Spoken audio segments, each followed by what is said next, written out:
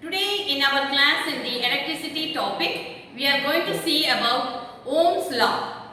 So, it is after the name George Siemens Ohm, he have given a law related to the electricity. You will be having a curiosity to know what is that law states. Actually, already in the last class we have learned about the current I and potential difference, that is the potential V. So these both definition also you have learned in the last class. How these both related and how we have framed the law. The law is nothing but, okay. First I will define the law and then I will derive the formula and your circuit. Law is at constant temperature, that is always when you are doing an experiment, the temperature should be maintained. That's why at constant temperature, okay, at constant temperature, steady current. So the current which it is passing through the circuit will be steady current flowing through the circuit. Okay, at constant temperature, steady current flowing through the circuit or passing through the circuit. Through the circuit is directly proportional to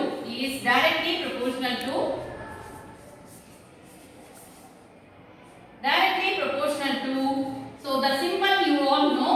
When you are writing in your words, you have to write like this: directly proportional to potential difference across the conductor. Across the ends of the conductor you can write, or across the conductor. So this is your law. So what the law states? Once again I will recollect. At constant temperature, steady current flowing through the circuit is directly proportional to potential difference across the conductor. Now, how you can able to derive that?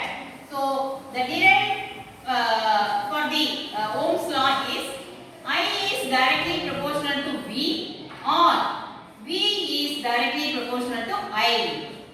The proportionality constant always you will be using in the physics, that is nothing but 1 by R. What is 1 by R? That is reciprocal of resistance. Next class I will explain about the resistance. Now listen the Ohm's law, and here the proportionality constant, when you are substituting, the formula will become V is equal to IR. Where the resistance SI unit of R is given by Ohm, the name of the scientist. Next class we will see the circuit diagram and the graph.